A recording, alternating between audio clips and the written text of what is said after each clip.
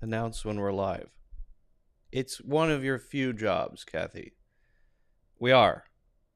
All right. Well, just be clear next time. Thank you. All right. I hear myself. Kathy, I hear myself. Kathy. Now I gotta. All right. You've got.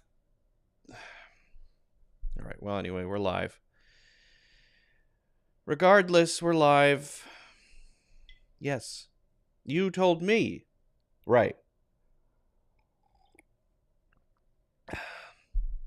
Kathy's been with me for years and, still makes these rookie mistakes.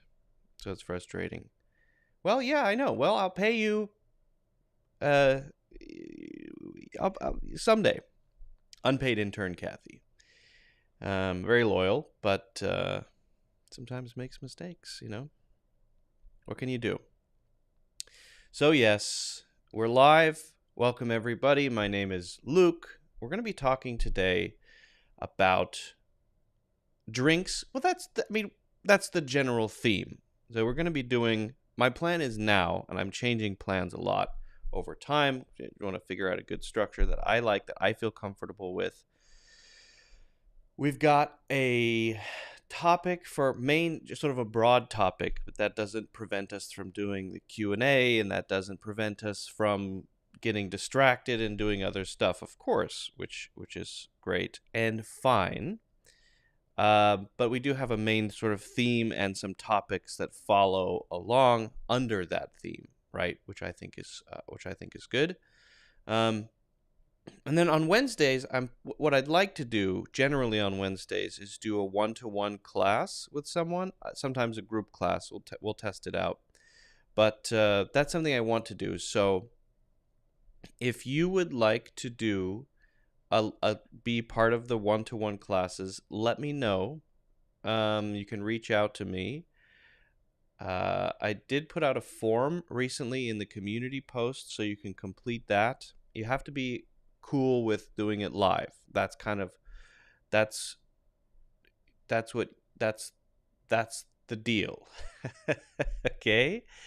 And just like the one we did on Wednesday, which was great, I really enjoyed that one with Aleda, and then before with Tika the week before. So, I enjoy doing that. I think it's a good way to explore a topic in a more, interactive way. I enjoy it. I like it. I think it's cool. We've got some people here already. That's great. Happy to see it. Happy Friday.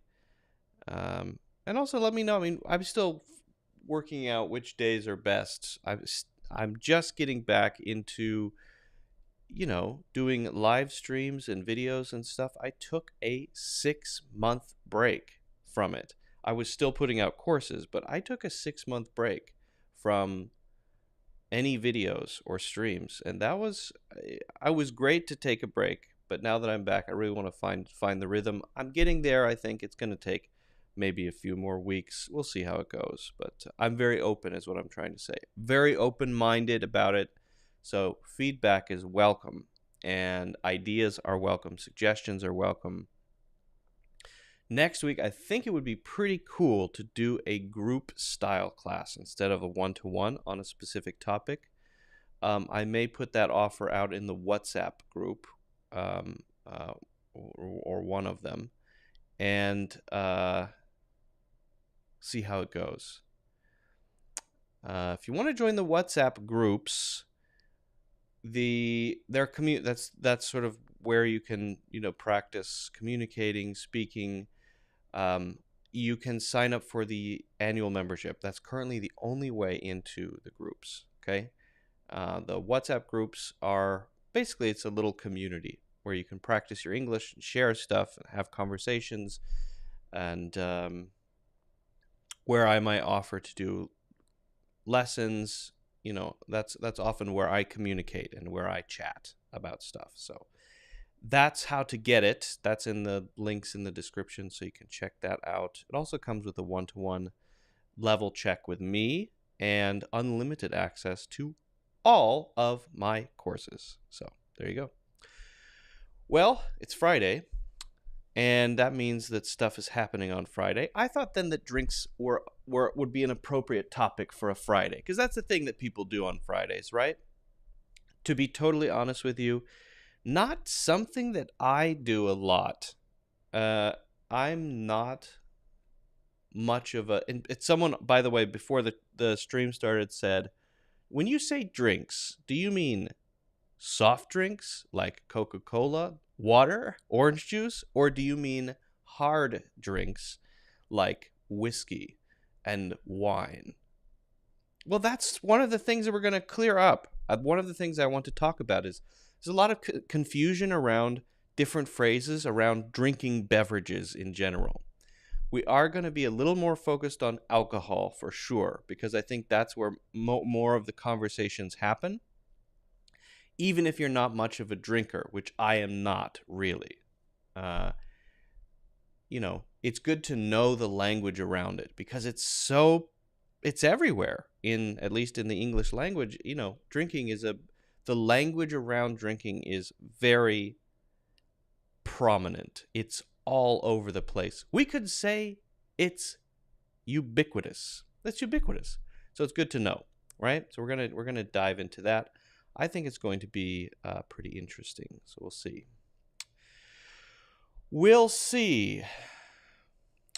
Mirage says, "Hi Luke, I watched a lot of your courses on Skillshare." Ooh, great. Welcome from Skillshare. Love that. Skillshare is great. Big Skillshare fan myself. I also brought a local alcohol from near me, which I'll show you, and it's dripping all over the place. Where can I put it? Yeah, I guess just there. Hopefully that doesn't ruin my mouse pad thing. Mouse pad, please be okay. All right. Well, as we go along, feel free to put questions in the chat. I will be answering questions throughout. I'll try to get to, I don't know if I'll get to all of them, but I'll try to get to the majority of the questions in between what we're going to be talking about. So yeah, feel free to just put those in as you're watching, as you think about questions. Okay. Hello, Dimitri. Hello, Fatima. Hello, Aras. Welcome. Aras? Is that right? Is that how that's said? Okay. Well, I think the question was, before the stream started, what's a drink? What is a drink? What if someone asked me to get a drink? What are they asking me, right? So this is a great question. When we talk about drinks, we could be talking about Coca-Cola, orange juice, milk. But we could also be talking about red wine, beer, vodka, whiskey. So what if someone says, "Would you like to go grab a drink with me?" Do they definitely mean alcohol, or do they maybe mean, "Let's go get some milk"? It's a valid question, I think, right? I think it's a reasonable question. Let's talk first about this general activity here, getting drinks. If someone says getting drinks, do they mean any kind of drink, or are we talking about hard drinks, alcohol? What are we talking about? In fact, it is about alcohol. So if we say we're going to get some drinks later, we're going to go out and grab a few drinks. I went out for a drink. In the English language, that means you're talking about alcohol, but any type of alcohol. To be clear, alcohol is the broad category, which may include many different things. Liquor, like whiskey, vodka, gin, tequila, and beer, hard cider, There's cider, and then there's hard cider. It might include different types of wine, right? Liqueur. So, of course, but all of those have alcohol in them, which means if you drink a lot of it, you could get drunk. That's what we're talking about here. Now, we'll look at a phrase that we can use when we want to be kind of general and talk about general drinks, beverages, right? But if you hear something like, want to grab a drink later, this might be someone asking someone out on a date, maybe. Hey, would you like to grab a drink later? Doesn't have to be a date situation. It could just be two friends. You want to go grab a drink later. But this is going to imply alcohol in English, okay? Care to get a drink? Same thing. Alcohol is implied. This is more about the activity of perhaps going out to a bar or a club or a restaurant where at least you could get some red wine. And I don't know why it turned out that way. That's just it's kind of the way it is, right? Would you ever say, would you like to go get some alcohol? No. That's weird. It implies that, but we don't like to say get alcohol. Can we replace drinks with, for example, beverages? What about a beverage? Well, that's more of a broad category. Beverage is just something that you sip and put into your mouth and swallow, right? That's a beverage. So that could include soft drinks. That could include water or non-alcoholic things. In fact, we often say non-alcoholic beverages. Do you have any non-alcoholic beverages? I'm not really in the mood to drink. What if I say that? I'm not in the mood to drink today. I'm just not really feeling in the mood to drink. That doesn't mean I don't want to drink anything. Again, that is about alcohol. I think I'll have a water. What? Just water? Yeah, I'm not really in the mood to drink. Okay, all right, fine. I have a headache. I'm not really up to drinking. You can say in the mood. We can say up to it. Right? I'm not really feeling it. Not really feeling it. I kind of have a headache. I do kind of have a headache, to be honest with you. Although it doesn't have anything to do with drinking. Now, this is very date-y feeling. Can I buy you a drink? That's sort of a thing that happens in movies where usually a man will say to a lady, they're both sitting at the bar and the guy looks over and says, can I buy you a drink? It's sort of it has usually a romantic connotation. So here, there's a sort of romantic, often, not always, I suppose, but usually if this offer is happening, there's something romantic going on. Okay? But if you say, can I get you something to drink? That would be a general phrase that a waiter would say at a table. You sit down in a restaurant, the waiter comes up and says, can I get you anything to drink? There, suddenly, it's no longer about only alcohol. You could, in that situation, and this is, by the way, the common question that the waiter will ask, can I get anybody something to drink? Can I get you something to drink? Can I get you started with something to drink? Because it's the first thing. You might say, can I have a Diet Coke with no ice? Or, I'll just have water. Just water, please. That's fine. Could I look at the wine menu? I think I'm going to have this Sauvignon Blanc. I would like that. That looks good. The Riesling looks nice. Could I get that, please? Could I get Jack Daniels on the rocks?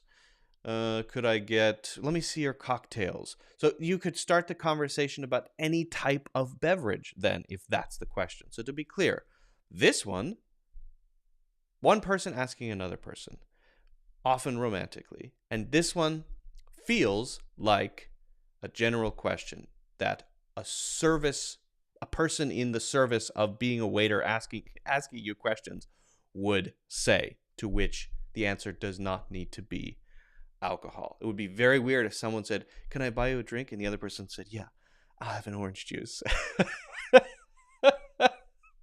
That would be a strange thing to say in that situation.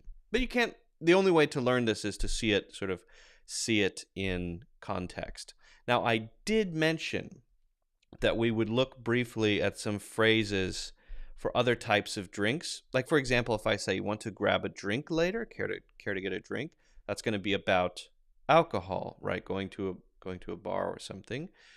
What if I don't want to say that? Well, then often we'll be a little more specific with what we're talking about. Shall we grab grab a coffee? Shall we grab a coffee? That means we're going to go to a coffee shop and sit down, order coffee, and maybe have a conversation. You could say, I'm thirsty. And usually thirstiness is going to be not about alcohol, right? I'm really thirsty. I need a Gatorade. I'm really thirsty. I want to get a bottle of water. Can we stop at this 7-Eleven right here, please? I need to stop and get a Gatorade because I'm thirsty. I'm really thirsty. I need to grab a bottle of water. Okay, so to express your feeling, if you say you're thirsty, usually, unless you're an alcoholic, you won't describe thirst in relation to alcohol, right? Unless unless that's all you drink, that's how you quench your thirst. I'm thirsty. Can you make me a gin and tonic? That's strange. Okay. So hopefully that clears up this sort of thing. I know it can be confusing because this whole drink alcohol thing, but I hope that clears it up. Generally speaking, the key is to learn in context when you're watching movies. Pay attention to how these things are talked about, and you'll get a sense for it. You'll get an instinct for it. And once you do, it's pretty simple. Okay. If you're happy, you should drink any beverages as well. Yeah, for sure. Happiness can be enjoyed with any beverage. I totally agree with that. Who could disagree with something like that? Again, welcome everybody. If you're just joining, feel free to ask your English questions. I will be talking about other topics, but I'll be happy to answer questions as well. If you have questions about grammar, pronunciation, phrases. I'm a little bit tired of the sort of what's the difference between this and that questions. Kind of so many of those usually, so maybe something a little more creative, I guess. But yeah, questions would be great, and we are going to be going through some topics today as well, which I'm looking forward to, including the one we just talked about. So if you have questions about the main topic today of drinks, ask those as well. And as we usually do on Friday, I think I'm going to take a look at Reddit English Learning. Young adult book recommendations. Well, I mean, I think the classic there is probably Harry Potter, and I guess Twilight too.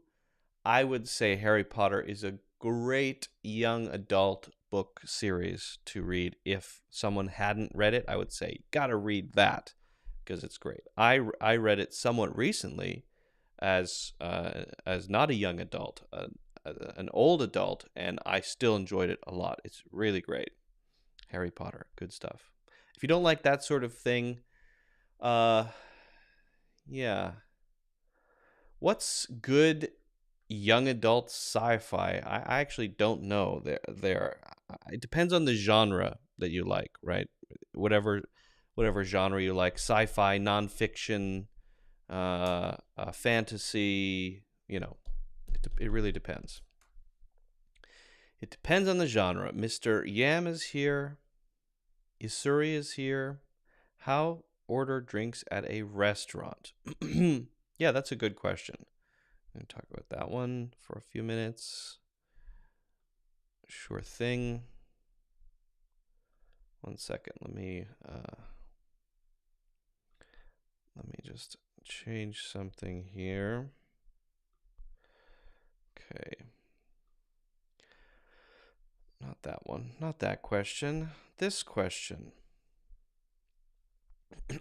So, Isuri says how to order drinks at a restaurant. And I'm fixing the question a little bit. How do you order drinks at a restaurant? You sit down. The waiter usually asks that question first. What they'll say is, can I get you started with any drinks? Can I start you off with any drinks? Sometimes they'll recommend water. Would you like some water to start? Could I get you some water to start? Because usually people at least want to have a glass of water, and then they might order something else, right? So that's the first thing. And then you usually, if they say, can I get you started with some water? You just say, yes, please. Ice water. Or if you want to be specific, yes, please, but with no ice. Now, sometimes with the water one, they'll say sparkling, still, or tap water. Sometimes they'll just say, would you like a bottle of sparkling or still water? Or tap water or still. Tap or still. Right, which means it's coming out of a bottle. Still water, and sparkling would be sort of higher level. And if it's sparkling water, they're going to bring you a bottle that they will pour for you, which you will pay for, by the way, usually, almost always. And it depends on the restaurant, right? So some restaurants don't ask that question. You know, if you go to let's say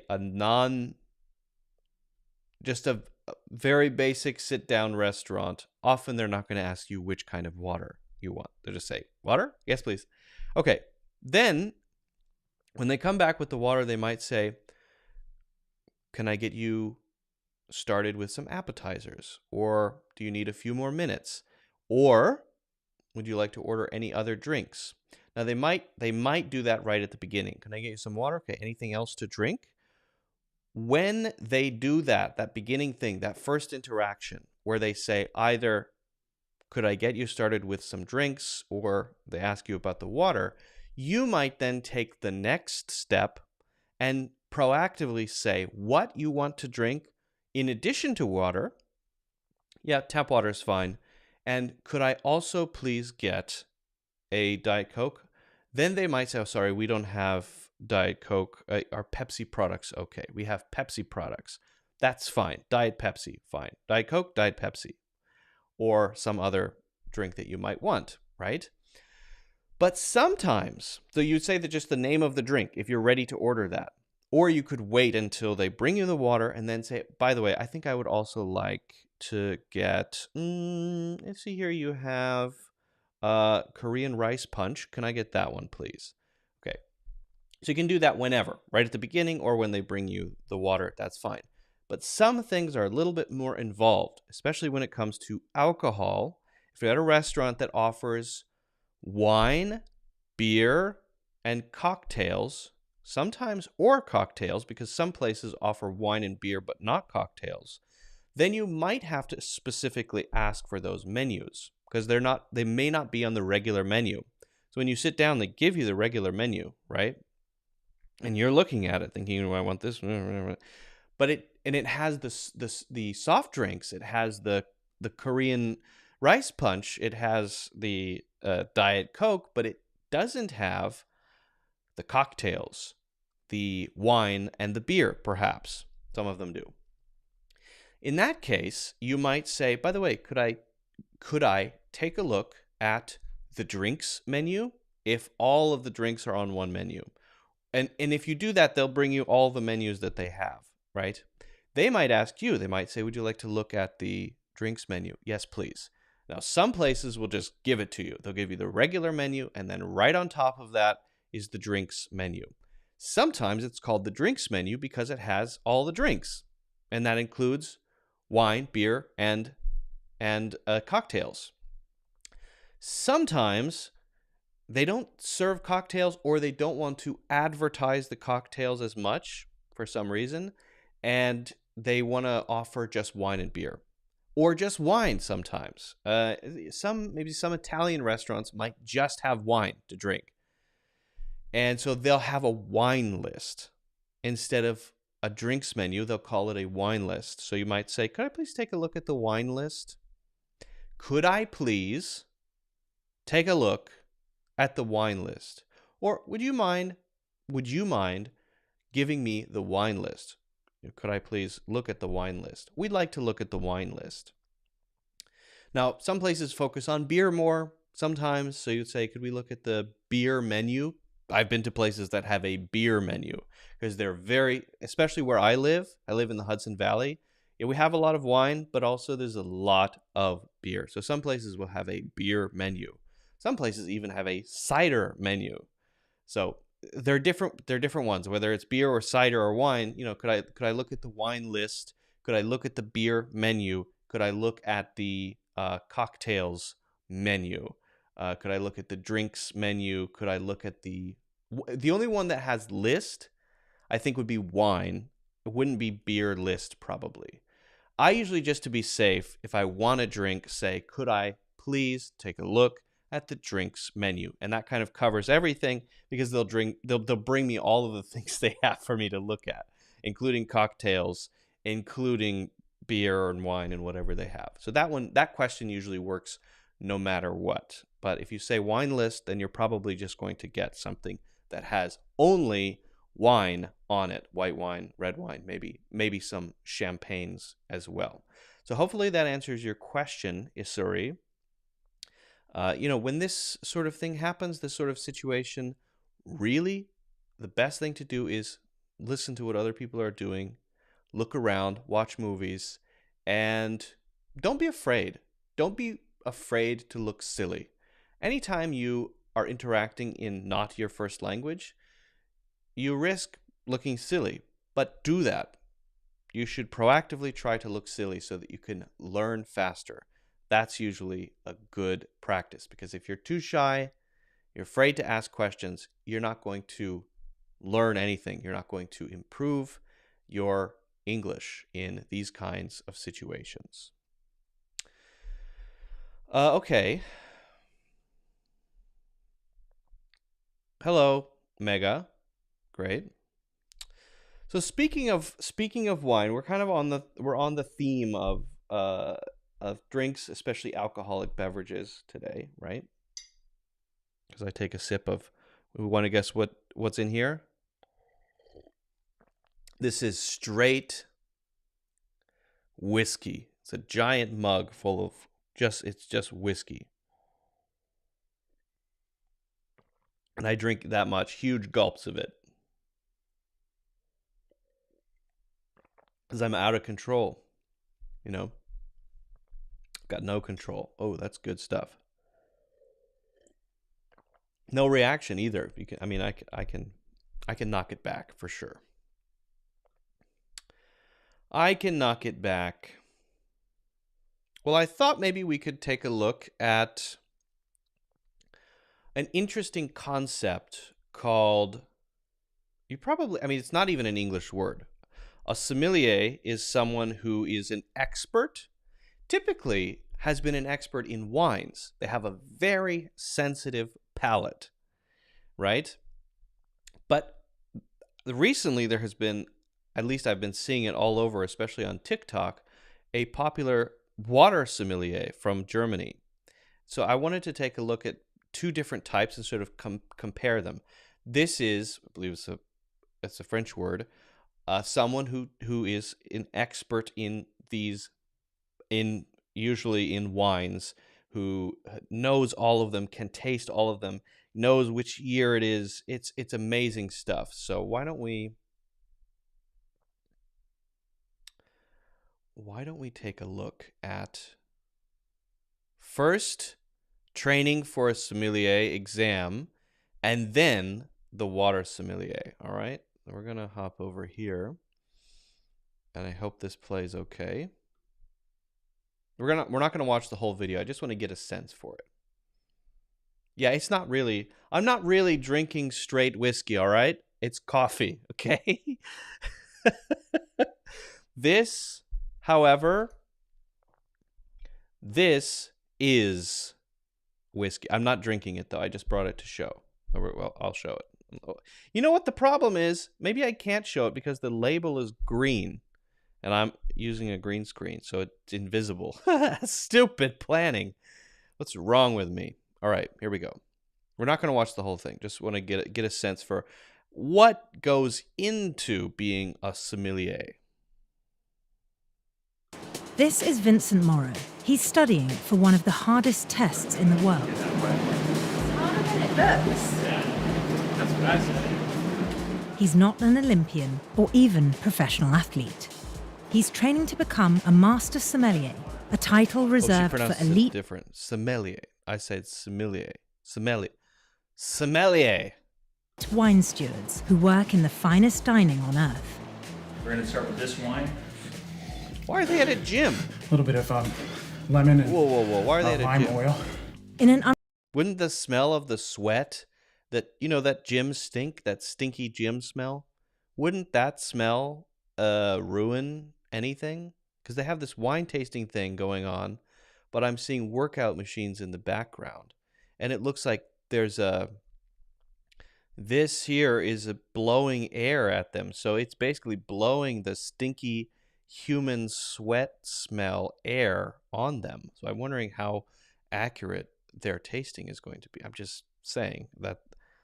unconventional attempt to train more competitively, Vincent's developed a workout and wine tasting routine. Like flower stem, earth. The levels of sommeliers vary. What? Workout, wine tasting routine. What is it? What does working out have to do with tasting wines and developing your palate? Is he an insane person? What? From certified and advanced to the most prestigious, the master. And in order to become a master, they have to pass an exam so... This is so weird. I'm sorry. This is very weird. Why? Is there some connection that I don't understand between sweating and exercise and dumbbells and drinking wine? Am I missing something? Is this helping him, or is he just... difficult that to date there are fewer than 300 masters in the world. Oxidized white flower, chamomile, apple blossom. To become a master, you have to pass 3 exams. A theory portion covering history, a section where you perfectly execute wine service, and then the hardest, the blind tasting, where you have to describe and identify the origin, grape, year, sweat. and quality of human 6 sweat. wines just by tasting them. Final conclusion, I'm going to go to Austria, to the Wachau, and say this is a Gruner Veltliner, Smaragd quality level, 2016. Are they going to explain this connection? This is driving me crazy. I still don't get why he has to be in a gym to do this. On average, about 10 to 12% who take the test actually pass each year. But last year's results were unprecedented. A record 24 sommeliers passed. The culmination of what is the most successful Master Sommelier exam we have ever done. Congratulations. But after allegations emerged that someone leaked information about the exam in an email, the 23 testers who took the blind tasting had their title revoked. So now Vincent and everyone else is retaking the test. This scandal has rocked the wine world. At SomCon, a leading expo for wine pros, everyone knew about it. One person on the panel leaked all the information from the exam. Leaking just means they told other people what's going on. So they had this information about what's happening on the exam and they shared it. This happened to me in high school with a math exam. I was one of the few people who didn't accept this secret information that was going around. Everyone else took it. Everyone got an A on the exam. I got a B because I chose not to cheat. And it taught me a valuable lesson. Always cheat. The exam board has not named who cheated or who leaked the results and declined an interview, but did say in a statement that the examination was compromised by the release of detailed information concerning wines in the tasting. I want to get into I like to think that I want to know what this person has to do away over to master this. I don't care about this. Hi, how are you? Thanks for having me. I mean, I have so many questions, like when you bring girls here. Have at it. Usually there's a little bit of a disclaimer first. Yeah. Like, I live with 3 other sommeliers. 2 of his housemates are also retaking the test. Last time, Andre passed, Jeremy didn't. At least some of the people who passed the exam had been given information on some of the wines that were included in the exam. But none of you guys. No. Was there a conversation where you said... Ooh, that was a long pause. Hold on a second. So they passed the secret information, right? And she asked them if any of them, because they're sommeliers living together in this apartment, want to pass the world's most elite wine exam. She asked them point blank, none of you got the information. Look at the length of the pause. Just study this moment. Of the people who passed the exam had been given information on some of the wines that were included in the exam. But none of you guys. What? Okay, who's guilty? That guy right there. This guy. This guy. He's looking down. He got information for sure. Guilty. No. Was there a conversation where you said, well, why should we have to suffer for something that didn't happen to us? It's not fair. Right, I'm not learning a lot about The team what process of sommeliers becoming a have to do, master okay? is costly and all-consuming. There is a lifelong payoff for passing. By virtue of passing this exam, there is a huge monetary boost, about $70,000, that you could add to your yearly earnings. It's an underripe mango quality, crushed white rock. It's like almost like a rock quarry. Kind of tastes like chewing double mint gum. In terms of spending, this year alone actually totaled it up, and it was about $7,000 on wine. So I've been working as a sommelier for 7 years. a month? All in, To I've do probably all of this? spent between $10,000 and $15,000. I'm probably north of $60,000. I've been doing this for 9 years. I passed my Master Sommelier exam on my 6th attempt. Even with years of training and multiple retests under their belts, they'll have to do it all over again. And so the exam's in a couple of weeks. Correct. Yeah. If you don't pass, what would that mean? Hit the gym. I mean, it would be really hard. At the end of the day, I realized, as devastating as it was at first, that not going to stop trying to pass it. I'm preparing for the worst and hoping for something better than that. Interesting. So really the key is you got to pass these exams. I'm just wondering how subjective they are. I mean, the guy was mentioning the taste, underripe mango, double mint gum. Do you have to say those specific words in order to pass? Double mint gum. What if you say, for example, another type of mint gum? Or instead of underripe mango, you say just regular mango or papaya salad. I mean, I wonder how subjective it is. How can you...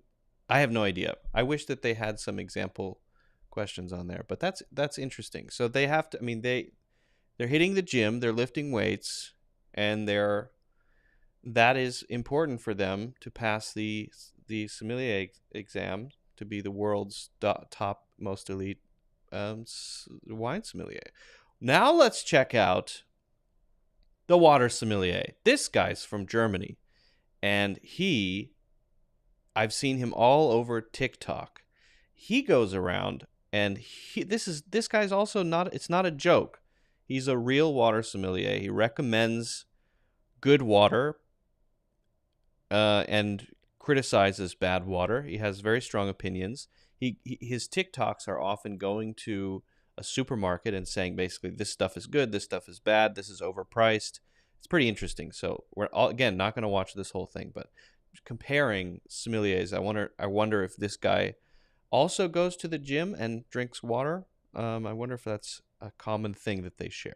Let's check out today the water aisle at Whole Foods Market.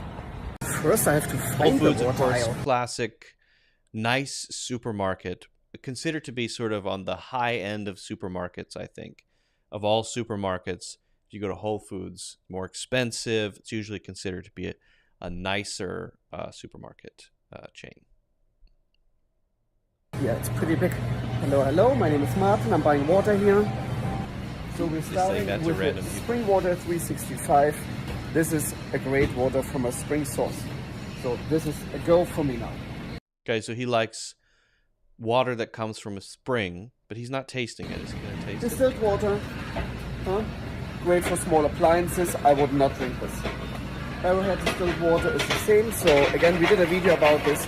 This is good for small appliances. It even says on the label, for small appliances that requires the use of distilled water, but this is not for human consumption in my belief, so please don't drink Oh wow, this. not for human consumption. Then again, 100% mountain spring water Arrowhead, this Very is the strict. stuff what you want to drink.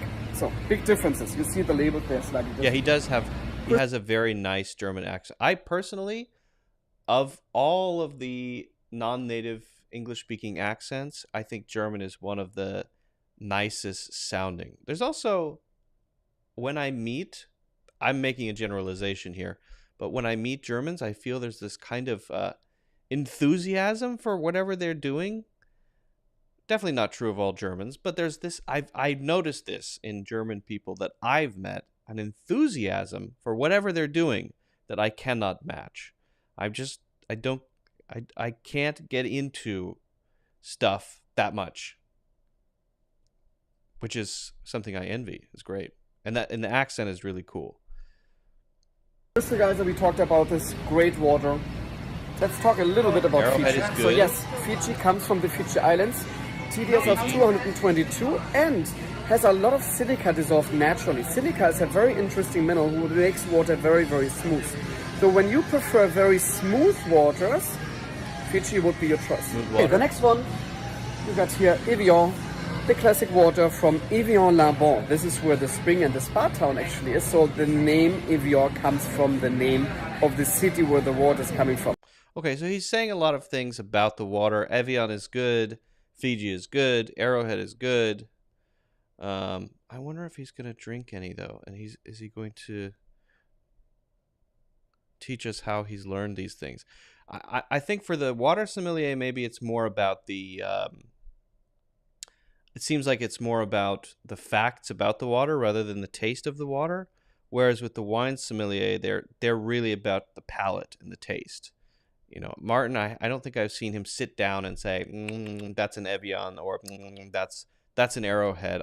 Maybe he's just recommending it sort of based on the characteristics of it. Let's get back. Natural current source to me. Next one down here, water plus electrolytes.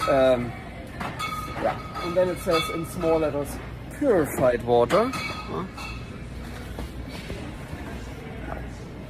Oh yeah, he doesn't like purified water. Purified water is...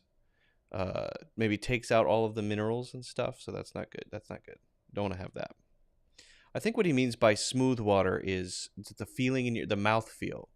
You know, when you when water has some water feels like it's sort of sliding over your tongue, maybe. So that would be kind of smooth, I guess. Alkaline 88, smooth hydration. This is a classic case of let's put two buzzwords together. Himalayan sea salt or Himalayan minerals and then alkaline. I would never drink this. No, not interested to me. Doesn't like that. New Zealand 1907. Alkaline water, no good. This is a great Sea salt, no artesian water from New Zealand. So I really like this water. This is a great water. You can buy it in big bulks here as well, but you can see it here. So this would be a goat for me. Okay. Well, that's interesting that there are different types of sommeliers. Some may be more about recommending individual bottles based on their flavors, and some may be recommending based on whether they're distilled, not recommending distilled water for water, or spring water being good, I guess because it's natural. Very interesting. Just drink tap water. Yeah. So, I'll share maybe an interesting thing about water. So, if that's possible, I recently moved from New York City to kind of the countryside, and where I moved to, I was used to in the city just turning on my water, and the water is just there, and you can drink it. You can drink city water directly. I would put the city water into a Brita filter. So it's just a jug and it has a filter on it and it filters it. But you can just drink New York City water directly. It's pretty good. But I would filter it. Then when I moved out of the city, where I live now doesn't have city water. So you can't get any water through pipes from the city, so you have to do it yourself. So a lot of houses in the area will have wells, and a well just is a big hole. Well, it's not a big hole, I should say. It's a long hole in the ground, up to I think 200 feet deep, and it draws water up from the aquifer.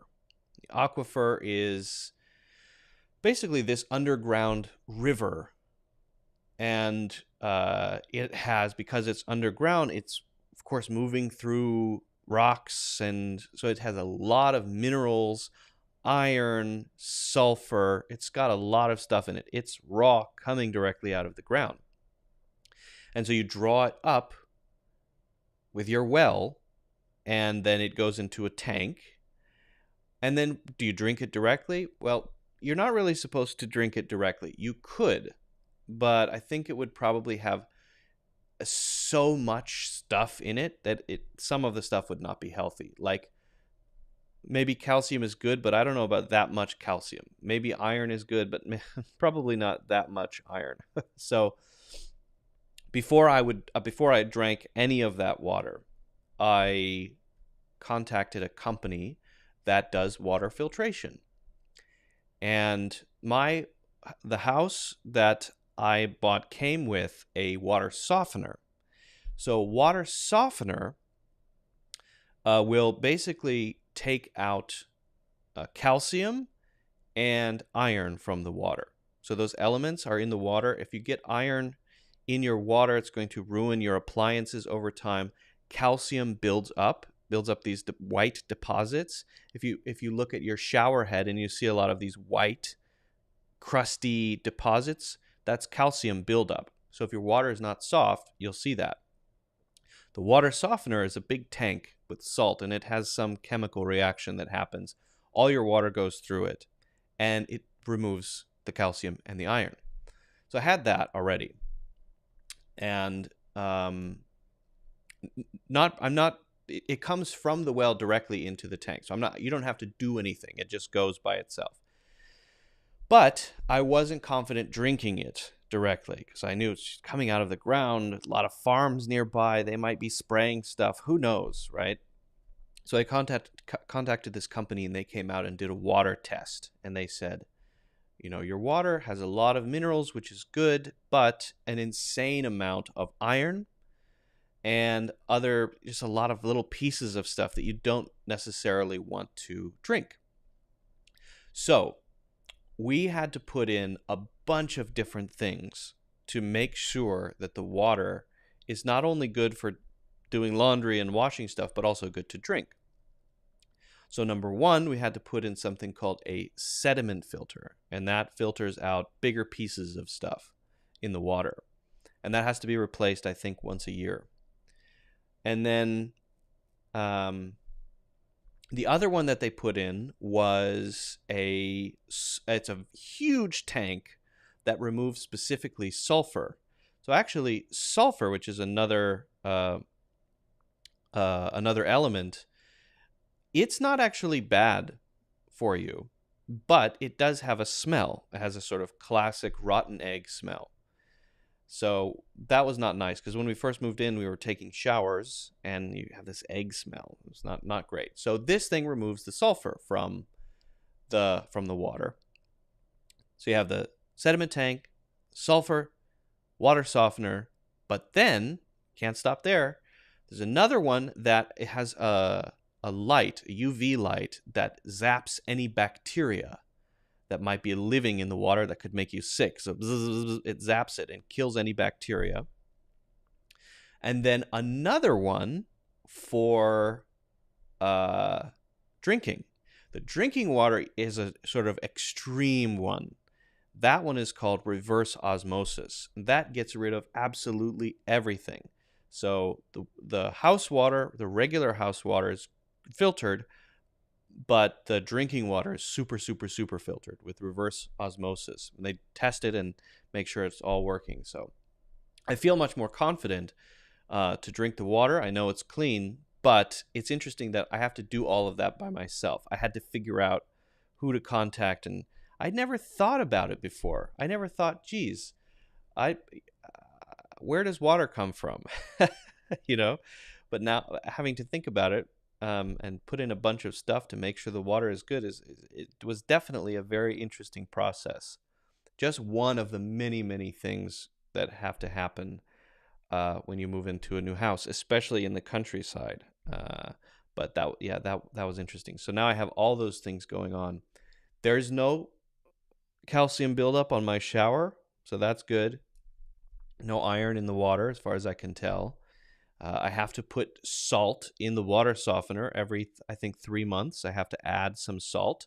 You buy these huge bags of salt and dump it in. It's part of the process. I don't know how. I don't understand it, to be honest. But and then I think once a year, the people from Culligan, the company, they come out and they need to replace some things and check some things. I don't know. But yeah, reverse osmosis seems to work pretty well. The water station we have at work is a reverse osmosis station, actually, now that you mentioned it. Okay, so if you have a reverse osmosis station, reverse osmosis is a pretty cool process where, I wonder if I could pull up how that works. How does reverse osmosis work? Let's see if we can find something to just learn a little bit about it. I personally think it's fascinating, but I'm not exactly sure how it works. Here we go. Here's a video. Let's watch this one. All right, let's check this out. I'm just curious. This is a tangent from our alcohol topic. We'll get back to it, I promise. We will get back to that. So Amar has a water station that has a reverse osmosis. That's the one I mentioned. Okay.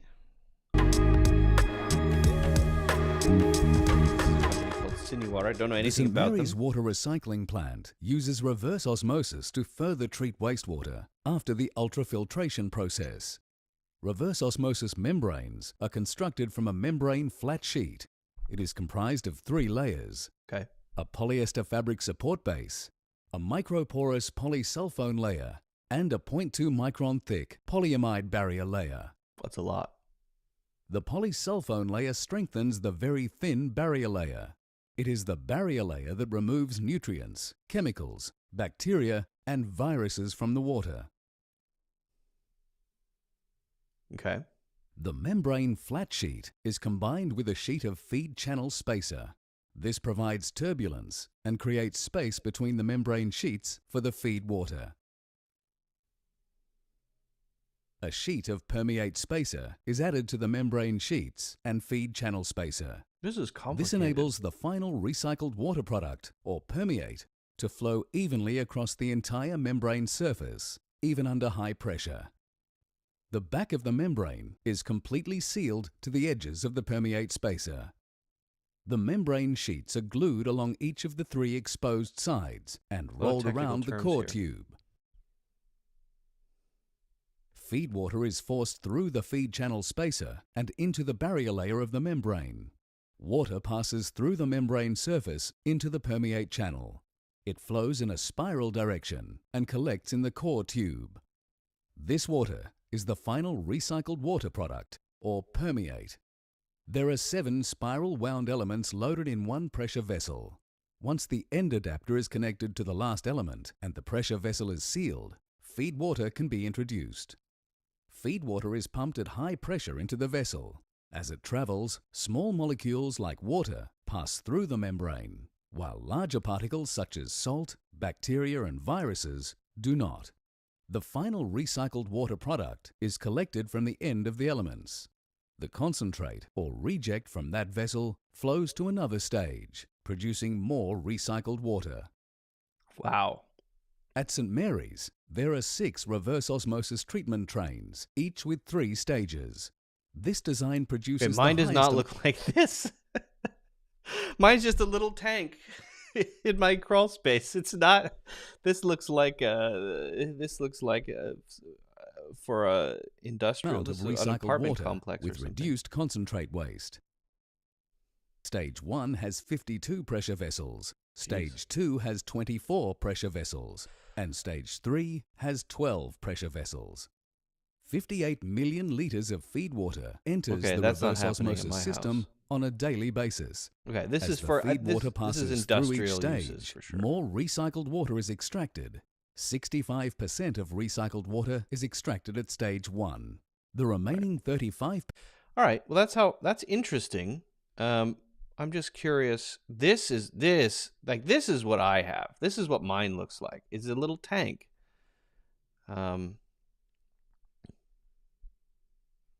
Interesting. Yeah, it's one of these. It looks like this.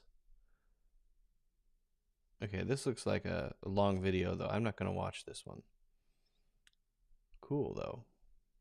Water filtration is I don't know. It's a fascinating topic to me for some reason. I've become interested in it.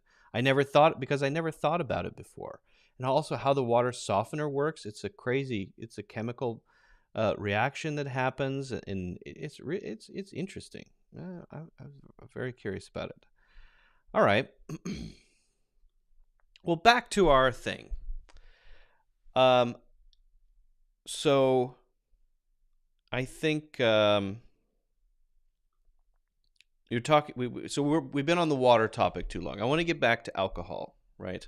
I was going to show this bottle of alcohol to show you what a local one looked like. I'm not drinking this right now. This is over several months. It's a little bit emptier, but it's invisible.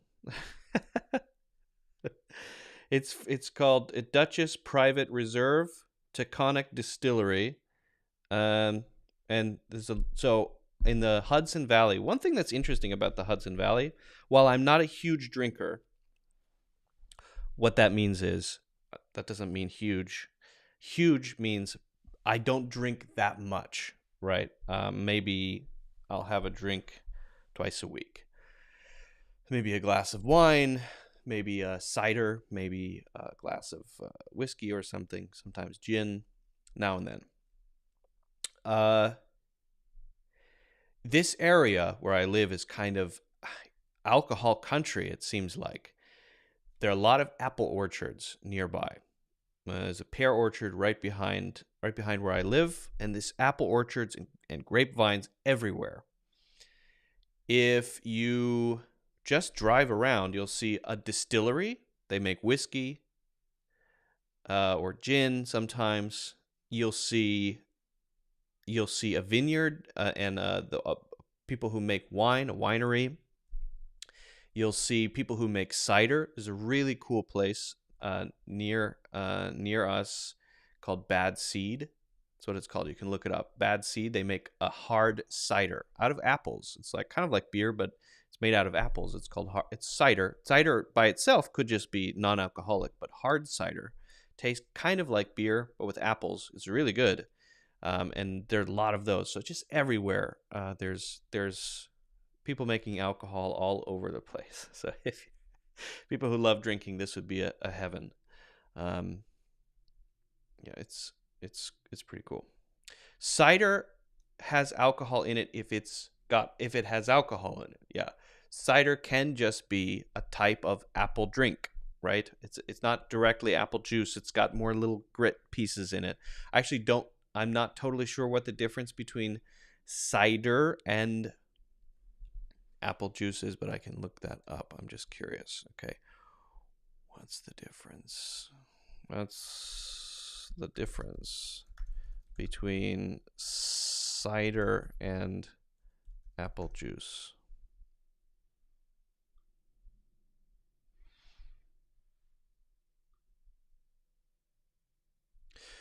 Apple cider is fresh, unfiltered, and often unpasteurized. That's what I thought. Yeah.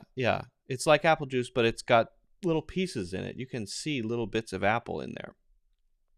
It is also considered a seasonal drink and can be hard to find outside of autumn months. Apple juice, on the other hand, is filtered, pasteurized, which gives it a longer shelf life. Yeah. And it's a lot sweeter as well. It's quite sweet. But so if it's got alcohol in it, then it would be hard cider. Hard cider. So there are a lot of companies that make hard cider. Let's see.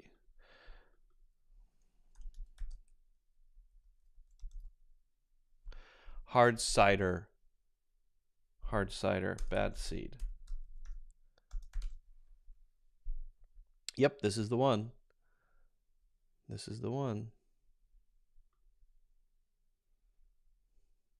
It's dry, which means, so what does dry mean in relation to alcohol? Well, you usually only see dry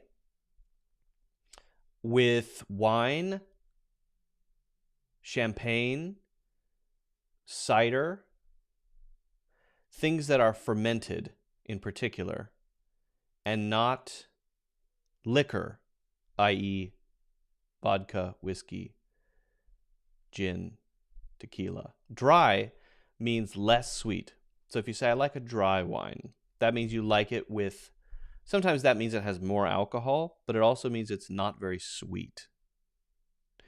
Dry champagne. This is very dry. Could be that the alcohol content is higher and also that it's not very sweet. Oh yeah, that's true. There is a dry martini. Dry martini, does that have anything to do with the sweetness of it, though? That's a good question. I'm not sure about that. So anyway, this is their sort of standard, one, and it's really good. And it has 0 added sugar. It's got 0 sugar, which is great because I don't like very sweet drinks. And they have this outdoor place, which is pretty cool. You can go here, grab a cider, enjoy the vineyards and the apple orchards. Very nice. Very nice. So, what about, let's get back to the alcohol thing, okay? I want to talk about the levels of inebriation. This is what happens to you when you drink more and more, and what words we use to describe those levels. So you have a couple sips of red wine. What do you feel? Nothing? Well, if you feel nothing, if you feel like your normal old self, then you would say, and someone might ask you this question, you would say, I'm completely sober. I'm totally sober. What does that mean? That means I'm not affected. Now, you could say that you're sober without drinking anything. You could say, yeah, I'm sober right now. I haven't had anything to drink. I haven't had a sip of alcohol, right? I'm completely sober. Or you could say that you're completely sober when you've had a couple sips, but you don't feel affected by those sips. Sober. Totally sober. And in fact, when if you're driving and you've had a few drinks or not, the police may pull you over and they might give you a sobriety test. So the noun form is sobriety. Okay. So this means kind of unaffected by alcohol. This is related to alcohol because it's an absence of being affected by it, right? Not drunk at all. And I can say with great confidence right now, I am totally sober. Not because I've had some alcohol, but because I haven't had any. I have had coffee though, right? This is coffee. Coffee makes me more sober. Now, what if you drink a little more and you feel it a bit, just a little bit? You're getting something, right? Maybe you feel nice, it feels pleasant, a little lightheaded perhaps, but you don't feel like your motor skills are being negatively affected. Then we might say that you're just a bit buzzed. And someone might say, lightly buzzed. Kind of lightly buzzed. I'm a bit buzzed right now. It's a sort of nice feeling, I guess, after you've had a drink or two. And people have a different level of tolerance. So if you have high tolerance, going from sober to buzzed might be 4 beers. But if you have low tolerance, going from sober to buzzed might be 4 sips. That's different for everybody. People have high and low tolerance depending on, their, I don't know. Who knows? What am I, an expert? The next level then would be a little higher, and that would be something like tipsy. If you're a bit tipsy, you don't just feel a certain way, you are starting to be affected. You might once in a while, and you might maybe take a false step. You feel a little slightly dizzy, maybe. You're affected more by it, but you can still carry on conversations perfectly well. You might mess up a word every now and then. Your abilities have been impaired, affected in some way, but not too seriously. All right. Now the next one is not a word, but is describing this feeling of getting very close to what we would describe as drunk. That's D-R-U-N-K, not D-R-A-N-K. People often get this confused. I've heard many people say, "You're drank," D-R-A-N-K. To drank is the past tense of drink. We drank something. Drink, drank. No, the adjective for this is drunk, and we'll get there. This, though, is this is a phrase. A few too many. I think I've had a few too many. Now, that could be drunk, maybe, but it's really this feeling of, okay, I'm really feeling it, and maybe whatever I was planning to do, I can't do that as well. And if we want to describe someone else, maybe they're starting to say ridiculous things, or they're singing bad karaoke. We say, I think he's had a few too many. Okay, that could be drunk too. Just to be clear, this is kind of it's kind of a fuzzy term. But the next one is definitely drunk. D-R-U-N-K, drunk. He's drunk. She's drunk. They're drunk. We're drunk. I'm drunk.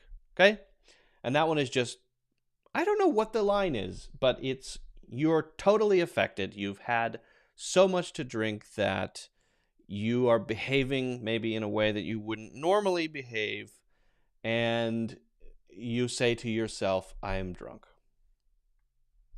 And you're not able to drive a car. Some people may say, if you're buzzed, you can drive a car. That's under the limit. If you're tipsy, probably not. If you're drunk, definitely not, right? Don't do that.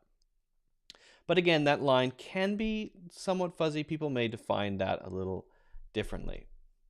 Now, the next ones we could say, the next two, they could be interchangeable, right?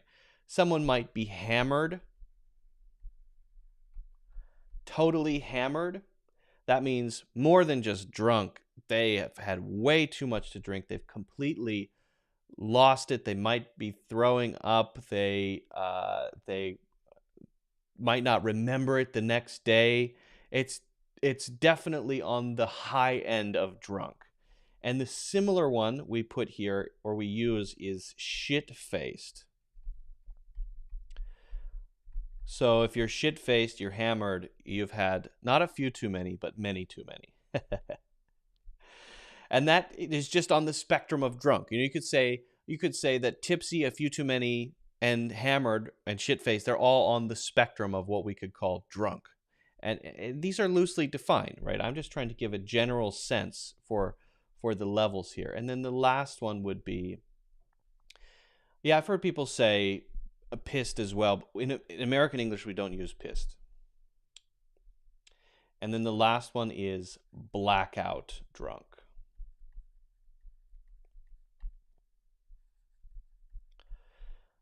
So blackout drunk means either you're so drunk that you don't remember anything the next day, or you actually pass out, you black out and sleep for a while, or sleep until the next day. You're so drunk that you have no control over what you do and say. You're blackout drunk, right? So these are the levels, but not to say that there are no other words. There are words, for example, in the UK, people say pissed, and sometimes people say plastered, and there are other terms as well. But these are some of the most common, I would say, especially in American English, that you can use when you want to describe how drunk you are, or usually, probably more often, to describe how drunk someone else is. Okay. By the way, I haven't mentioned this yet, but I wanted to just bring up the one thing.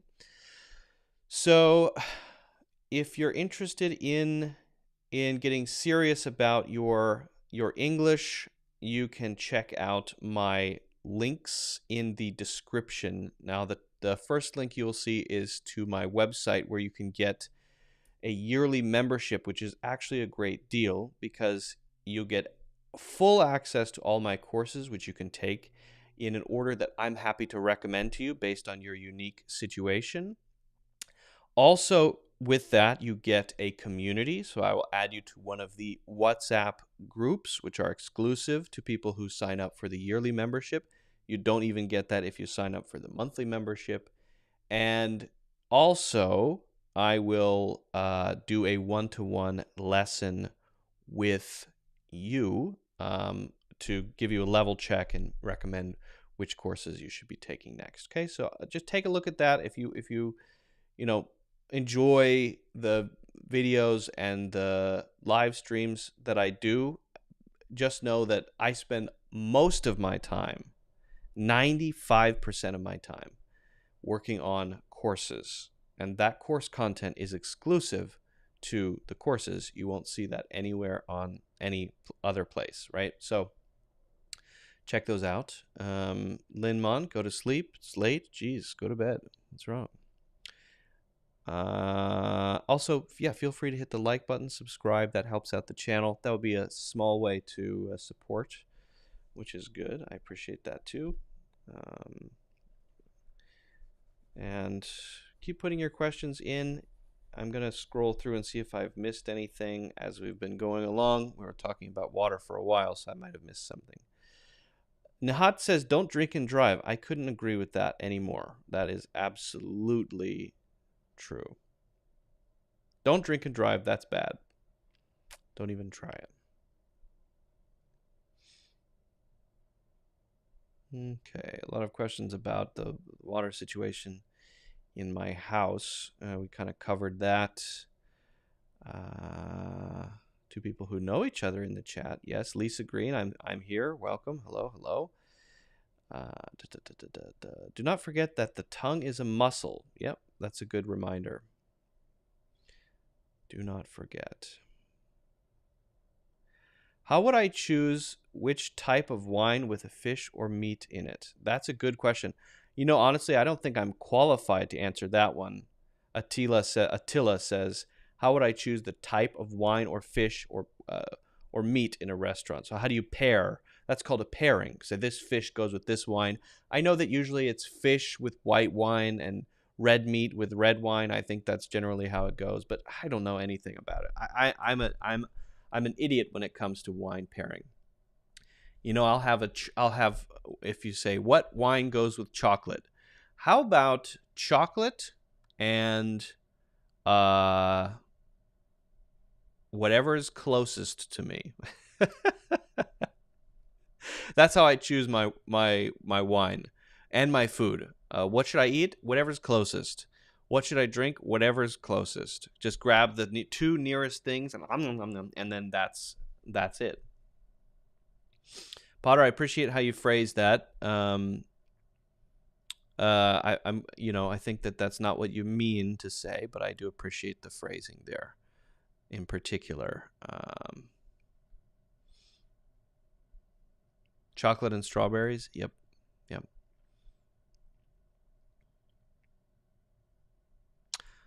I have been exercising more, and in particular, lifting weights more. Not that I want to be a, giant muscle person, but I have been lifting. I've been, for the first time in my life since ever, I think I'm starting to actually lift weights. I want to build up my shoulders and my arms a little bit. The reason is I saw an old man, probably in his 60s, and he just looked kind of sunken. And then a few minutes later, I saw another older man who I thought might have been the same age. And he looked very solid and strong. And I thought the difference between those two guys is muscles. When I'm in my 60s, which one of those would I like to be? Would I like to be the guy who's just kind of shrinking over time, Or would I like to be the guy who looks great, has some muscles, has some shoulders and some arms, and, you know, looks fit still at age 60? And I thought, I haven't really thought about it before, but I would rather be that guy over there with the muscles. Not huge muscles, just toned, you know? So I've started lifting recently, and it's been really fun. I like to lift and listen to an audiobook. It's been great. Hasn't been going on for too long, so, you know, the results are not in yet, but call me in a couple years and we'll see how I'm doing. Hopefully I don't give up.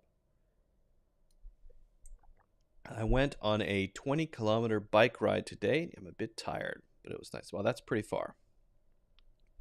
No, I'm not taking any protein supplements. I don't know. I don't know what to take. I'm not that serious about it as well. I don't know. I don't know if I should take protein supplements. I'm just going to directly take steroids. How about that? Just before every workout, just give myself a few hits and then go for it. I think steroids are illegal, actually, still. I'm not sure about that. Van Damme in a couple of years. That is the hope. That is the hope. That's the dream. That's the dream.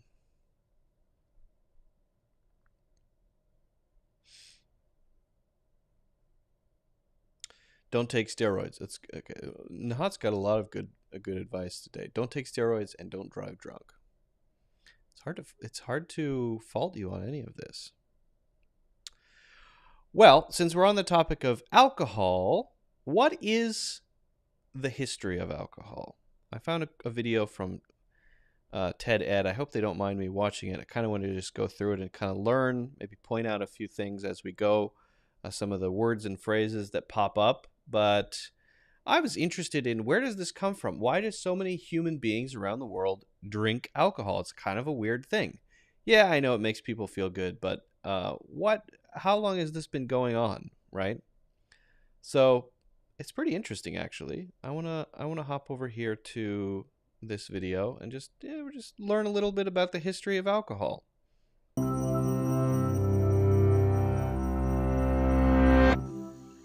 This chimpanzee stumbles across a windfall of overripe plums. Many of them. A windfall just means a sort of sudden abundance of something, more than you expected, or when a windfall happens, you go, oh wow, cool, that's great. You get something good, an abundance, and a large amount usually. Have split open, drawing him to their intoxicating fruity odor. He gorges himself and begins to experience some strange effects. This unwitting ape has stumbled on a process that humans will eventually harness to create beer, wine, and other. So to harness something, they said humans are going to harness this process. So the monkeys stumbled across it, which meant it was an accidental. Oh, look, a bunch of plums. I'm going to eat them. To take something natural and harness it is like putting a harness on a horse, right? You put it on, and now the horse can make you go farther and faster. So you harness it. Harnessing something is sort of like using the natural power of something to your benefit. Alcoholic drinks.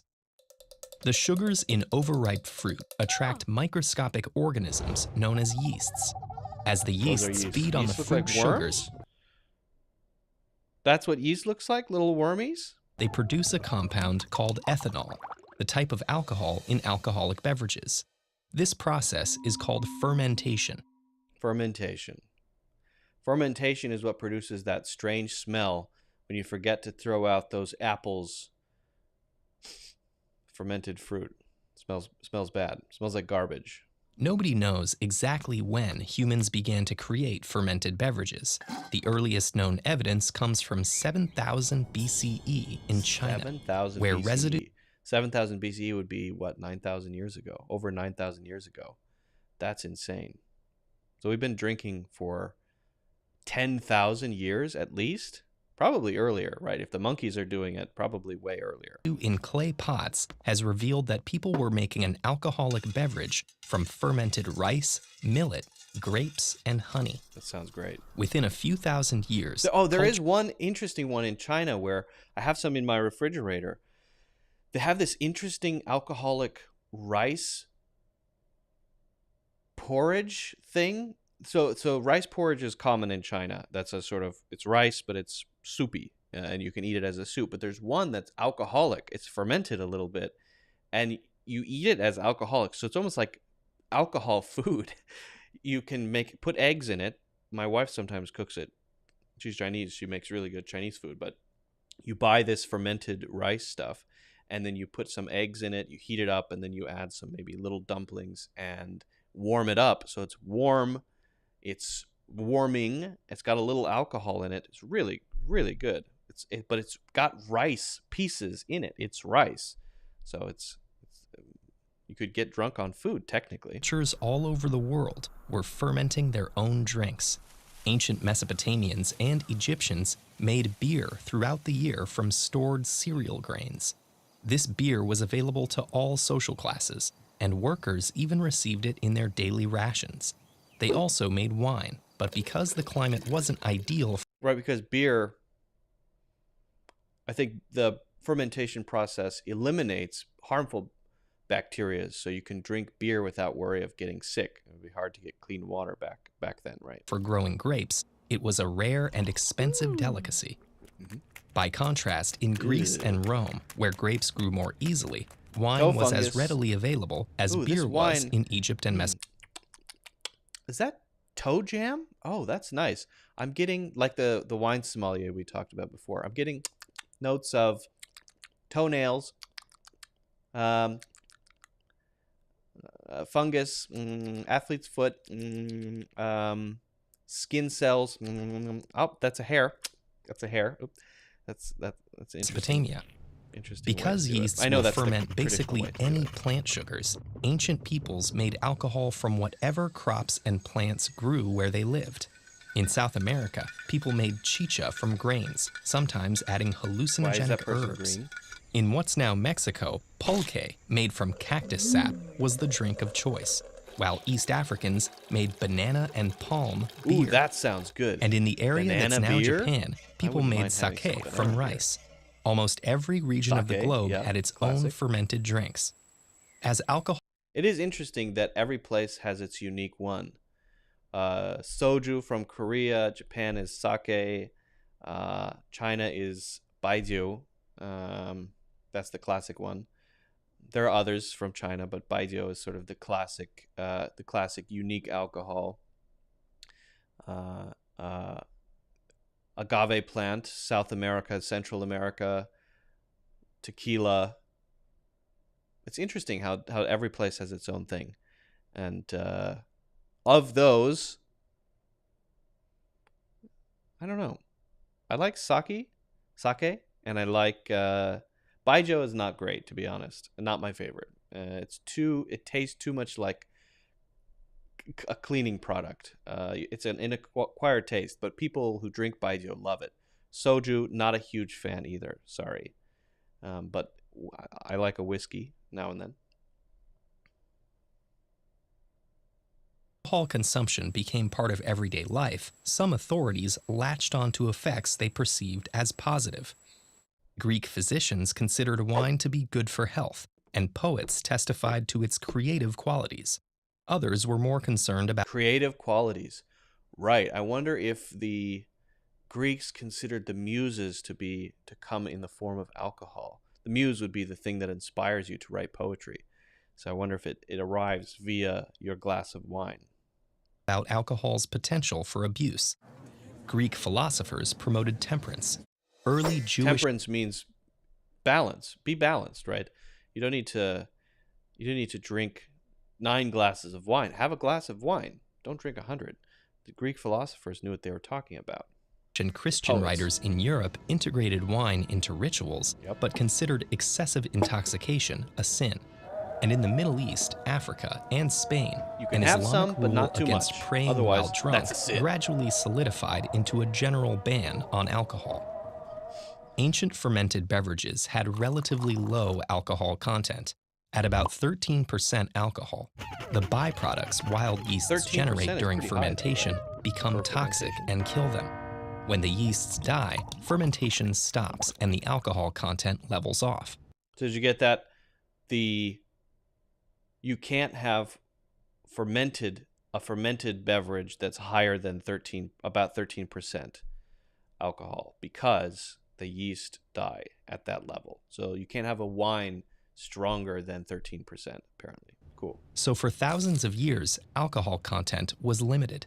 That changed with the invention of a process called distillation. 9th century Arabic writings describe boiling fermented liquids to vaporize the alcohol in them. Alcohol boils at a lower temperature than water, so it vaporizes first. Capture this vapor, cool it down, and what's left is liquid alcohol much more concentrated than any fermented beverage. At first, these stronger spirits were used for medicinal. So sometimes you'll hear people call them spirits still. Spirits being the distilled beverage, the distilled ones, like whiskey and gin and tequila, but it's not as often called spirits. Now it's just liquor. Liquor, or sometimes, liquor. Liquor is the common one. Sometimes people use spirits still, but liquor. Purposes. Then, spirits became an important trade commodity because, unlike beer and wine, they didn't spoil. Rum made from sugar harvested in European colonies in the Caribbean became a staple for sailors and was traded to North America. Europeans brought brandy and gin to Africa and traded it for enslaved people, land, and goods like palm oil and rubber. Spirits became a form of money in these regions. During the Age of Exploration, spirits played a crucial role in long-distance sea voyages. Sailing from Europe to East Asia and the Americas could take months, and keeping water fresh for the crews was a challenge. Adding a bucket of brandy to a water barrel kept water fresh longer because alcohol is a preservative that kills harmful microbes. Oh, wow. Alcohol used as a preservative. Wow. Wow, interesting. Yeah, what happened? Someone said, whoa? What happened? Something happened?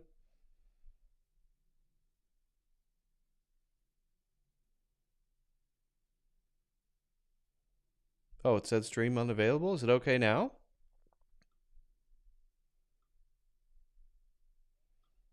Is it okay now? What's going on? My internet go down? We good? We good? I'm not seeing an issue. My internet is good. Internet is strong. Let me do an internet speed test.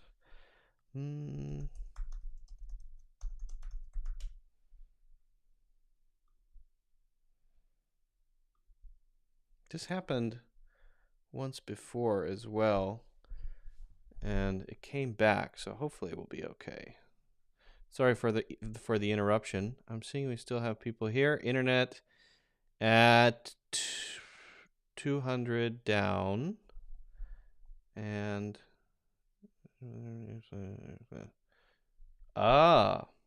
the stream got interrupted. Maybe it's not cool we watched the TED video. Really?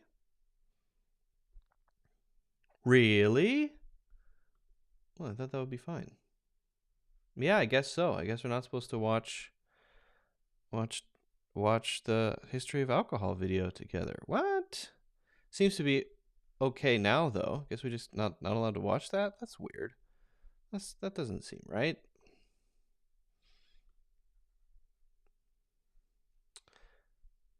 Yeah, I guess so. I guess the stream got paused because we were looking at that video. Streams are interrupted when content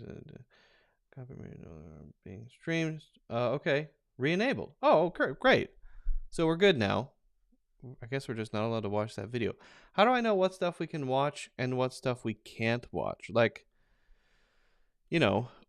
we're going through it and learning the terms, and it's definitely commentary on it. So I believe that's defined as common use, right? Common uses is there's commentary where we're watching it and going and picking out stuff for education purposes, right? Which is what we're doing. So I don't know why that would be an issue. Or maybe it's just because it's a TED thing and they're picky about it. I don't know, but it seems to be okay now. That's weird. That's weird. Come on, YouTube. I wish that they could detect when, you're doing it with the right intentions. Right? I used to do videos. We used to do live streams where we would do a movie night. And on a movie night, we would watch a whole movie.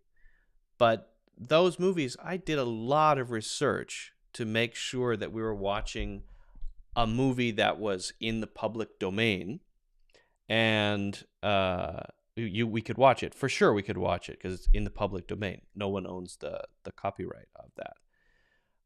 But then also for stuff like this, you're allowed to do, if it's you're making commentary, especially educational purposes, there are limits, but you're allowed to do that. But YouTube is weird because if it's just being played, no matter the purpose or the intention, they'll stop it. So I think they need to work on that. I don't know exactly how it works, but I'm glad we're back now. But darn. We were pretty much done with that anyway. Basically, people have been drinking alcohol for a very long time, at least 10,000 years, probably more, I would say. And every country has its own type. It seems like every region, at least, has its own brand or variation of alcohol. So it's not particular to one culture or country for sure. It's a human thing, which is fascinating. And alcohol, the innovation in alcohol was going from fermentation to distillation. Fermentation being the natural process where yeast is attracted to the decomposing fruit, and distillation being the process of causing evaporating the alcohol from a fermented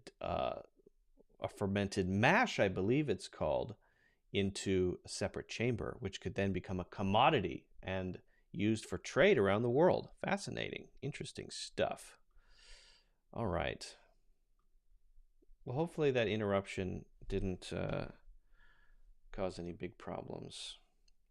Are we still good? Let's see if I've got any notifications in my YouTube portal. Long story short, says Mono, let's get some drinks. Yeah, for sure. I think I might have a hard cider tonight. Maybe just one of those. I'm enjoying those more recently. That's been my beverage of choice because red wine makes me sleepy recently. I don't always like to drink whiskey, although I enjoy it, but I don't always want to. But I just, once in a while, having a cider or two in the evening is great, because they're zero sugar and taste nice, and it's not as beer makes me feel heavy. Beer makes me feel like I've just eaten a loaf of bread, and that feeling after you eat a loaf of bread, it just feels sort of like I have inflammation in my knuckles. And I'm not a big fan of that, but cider seems to be a good choice. Hard cider. Okay, we do have a notice here, but I think it's fine. We're going to be fine. We're going to make it. The video or the live stream is still still up. Good. Although the views went suddenly down, way down. I wonder why. All right. Anyway, let's continue.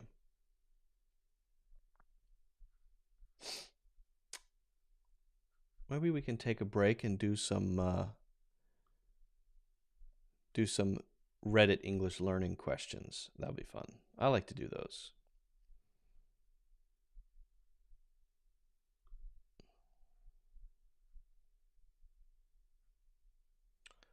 So let's hop over here. Good old Reddit Learning English. This is a great subreddit for asking questions and getting questions answered. I have asked the moderators of Reddit if they're cool with me sharing any of the answers that I have. They haven't responded though, but whatever. What is this? Is that an anime or is this actually about learning English? No. Okay, that's just an ad. Oh, barely in her 30s. Let's see if we can find some interesting questions here. What time does good afternoon become good evening? That's fascinating. I like that question for sure. For sure. Well, there are a lot of good questions here. This pronoun question is pretty interesting. This one is interesting. We've talked about this one in the last one. Should have, yeah. I want to talk about this one, but I already did in my pet peeves from Wednesday. I already talked about this, so I'm going to skip that. Actually, use interchangeably. No. Also a good one. Wow, lots of good questions here. All right, let's go with these.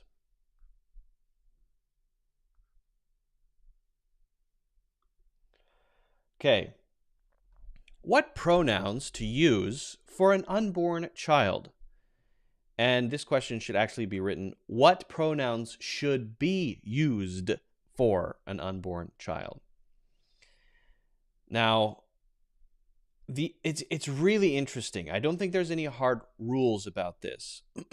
But if you don't know the baby's sex yet, should you say it or they? And I've never gone through this myself as a parent, right? So I guess that would be a choice you would make. Before I give my 2 cents on this, I want to see what other people have said, okay? Nobody blinks at it. If you made a big deal out of it, people will think you're an ass. But casual usage, nobody will notice or care. It is fine, I think, question mark. Here's an English teacher, the primate, with people who are emotionally invested, he or she. If you don't know, they. If you don't, so if you do know, then use he or she. If you don't know, they. Okay. From a purely objective medical perspective, it may be used, especially early on. Calling someone's bump it may well cause offense. Okay. Little one, baby, surname. Okay. The baby is a great option. I don't think it would be taken the wrong way. I'll help you buy a crib for the baby. The baby seems fine to me. They is a bit more polite. Okay. Your safest option is they. See, so I'm seeing a couple things. I'm seeing they, I'm seeing it, and I'm seeing the baby. Now, this changes over time, of course, but I have not heard a lot of they. They is used as a pronoun when we want to talk about someone we don't know the gender of, right? Oh, did they get that job? I don't know the gender of this person, so I'm using they. More recently, they is also used as a preferred pronoun by someone who may call themselves non-binary, and they might use they, which people may or may not use. That's sort of a trend. I don't know. So what about a baby? I personally have not heard a lot of people use they to talk about their babies. I've been around quite a few pregnant moms, And it's my thing. You know, I find pregnant moms and I hang out with them. I say, hey, you want to hang out? You want to go to Target? I don't do that. But I have been around quite a few pregnant moms. And I have not heard them use they to refer to their baby when they don't know the gender yet. Of course, when you know the gender, you use the gender. He's going to be, we are thinking of naming him, she, we would like her to be, that sort of thing. Fine. Yeah, of course. Great. But they, while it should be used, I think that's a great choice, right? I think it would be great to use that because you don't know the gender, and we can use they when we don't know the gender of someone. That tends to be for people who are out in the world and not still in the womb, right?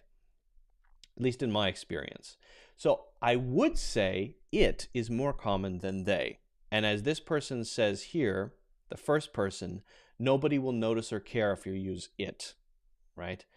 Because it's so undeveloped, you don't know what the gender is yet. However, I think no pronouns would be the best choice until you know the gender. Once you know the gender, then use he or she. And if you don't know the gender, then go with the baby. I think that's probably the way to go, because that's how people talk about it. It is the baby. The baby, we can't wait for the baby to come. The baby is going to be so cute, right? What things are you going to buy for the baby, right? And again, I don't think people are going to blink at it. I really don't think they will. But the one I hear most often is the baby. I think they, in this case, sounds a little odd. I just haven't heard it. The people I've been around who have been pregnant.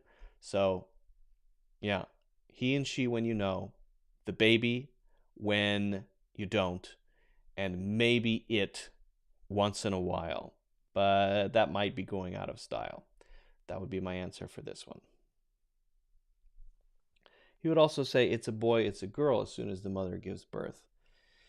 Yeah, no, I don't think that really happens anymore, to be honest. I mean, at least in my experience, people know the gender of their baby before. I can't imagine. I'm sure it happens once in a while, but I think the vast majority of people know the gender of their baby before the baby is born and will not be surprised when it comes out. So that it's a boy thing, I don't know if that happens anymore. It might happen in China, where I think it's illegal to know the gender of the baby before the baby is born. Maybe in some other places, but that's a sort of a trope that I don't know. I don't know if that exists in real life anymore, except for places where it's illegal to know. Yeah.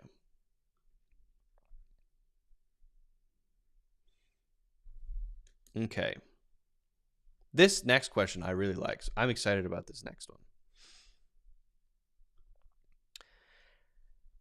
At what time does good afternoon become good evening? So I'll give my answer, and then we'll look through some of the replies here. I don't want my answer to be affected by the replies. Some things are totally in your head, right? Some things are objective, like what time is it?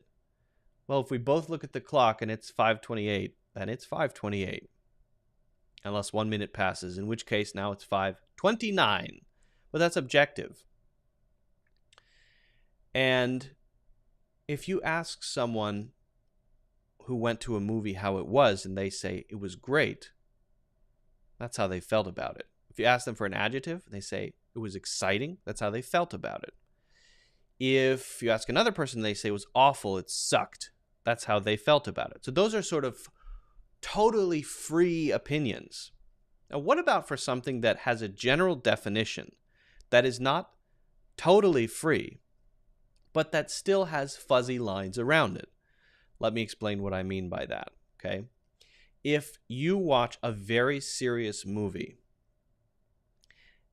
that's supposed to be very serious and has no humor in it at all because it's a drama, it's totally serious, and then someone says, that was the best comedy I've ever seen, then many people are going to think that either that person has something wrong with them, maybe they have a weird sense of humor, you thought that was funny, right? Or perhaps that they don't know what the word comedy means and what a comedy movie is. Now, in the same way, that's because definition of comedy, jokes. It's meant to be funny. There are funny things happening. So this person doesn't understand the definition. But it is fuzzy because you could have a serious movie that has funny moments for people, right? It's a little fuzzy, but it's kind of defined. Well, things like afternoon, evening, and morning are defined too, right? But there is some fuzziness as well. Now, when it's morning and afternoon, the line is pretty clearly at 12. So if it's 11:30 and someone says good morning, that's going to be okay. But if they say good afternoon, some people might correct them and say, you mean morning? Because it's not afternoon yet, because it's 11:30, and afternoon means exactly 12, noon. So there's a clear line. And the word afternoon means after noon, after 12. So because that line is very clear, there's less confusion and less fuzziness. But when we get later in the day, the line between evening and afternoon is not so clear, and people have different ideas about what evening is, right? I feel like 4:30 p.m. is afternoon. But some people are going to lump that in with evening. I don't think that 6 p.m. is afternoon. Some people might have that feeling that it's still afternoon. And so there is a general idea that afternoon is when the sun is still high in the sky and it is after 12 o'clock. And maybe if it's during the week, people are still at work, right? And you're at work, people are saying good afternoon, things like that, right? And then 8 o'clock, 7 o'clock, no one's going to say afternoon. So there are clear cases. It's 3 p.m., good afternoon. If someone says good evening at 3 p.m., what do you mean? Did I say 3? Yeah, if someone says good evening at 3 p.m., that's crazy. If someone says good afternoon at 7:30 or 8, what is wrong with you?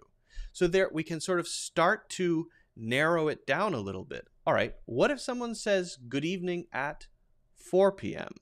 I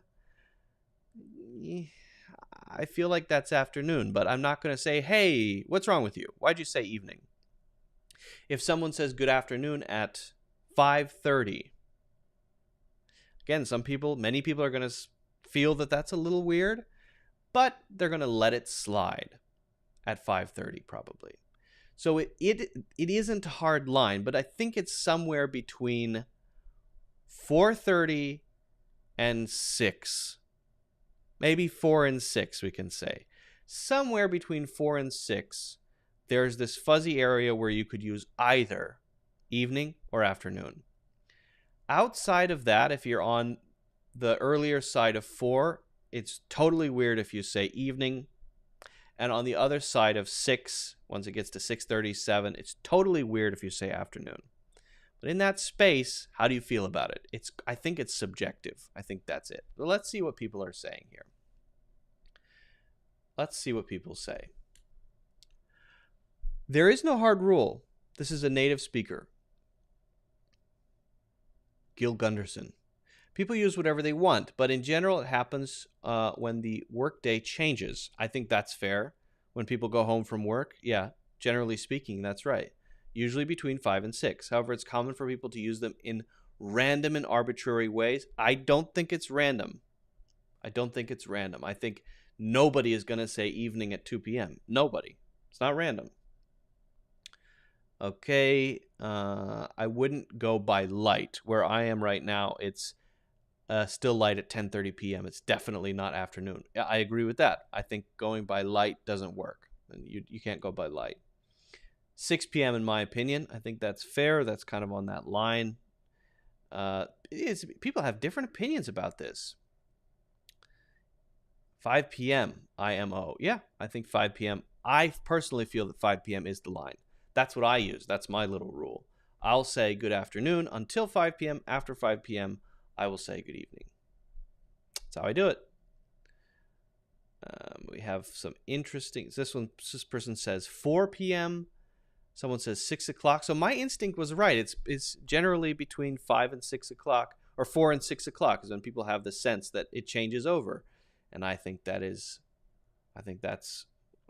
feel validated. I feel like I live in a culture that makes sense to me. Honestly, it doesn't matter. Technically, if I had to give an outline, I would say good morning is dawn to noon. Noon to 5 is good afternoon. 5 and beyond is good evening. And we only say good night if you're saying goodbye. I think this is great. Good on you, Sekadora. This is, I think, a great way to say it. You don't say good night when you're saying hello to someone. You only say good night when you're saying goodbye. 6 p.m. or sunset. 5 p.m. no debate. There is a debate. You have to admit it. All right, so I think it's interesting that some things are flexible like this, where you have a fuzzy line. Again, if you say that not funny movie is hilarious, people are going to look at you weird. And if you say good evening at 2 p.m., people are going to look at you weird. And if you say good afternoon at 6 p.m. or 7, people are going to look at you weird. So it's not about it being defined clearly. It's about getting a feel for what's appropriate. And if you don't want to be looked at in a weird way, then you have to kind of get a feeling for that. Pretty interesting, in my opinion. Okay. Have we recovered from the ban thing that happened? Mostly? Maybe? Not a ban. Whatever happened with the copyright thing that happened. What did happen? My question is, are we still able to... Is the stream down? Because I'm looking at my streams and I don't see it up. Did the stream get taken down? No, I think it's still up. I mean, we're still going here.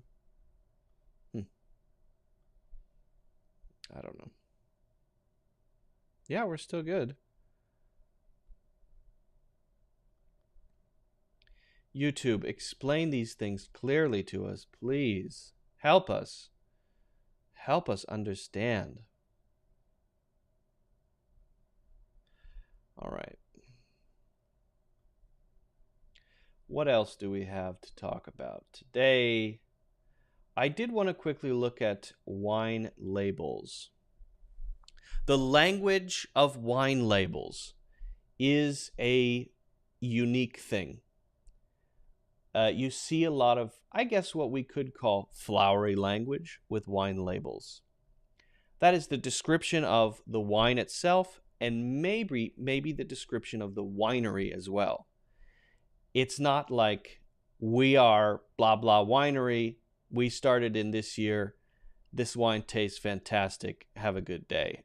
It's more adjective-filled, rich description. And I'm not necessarily saying that is a better way to use the English language. What I'm saying is, it's interesting. It's good to know the different sort of variations that we have in the English language.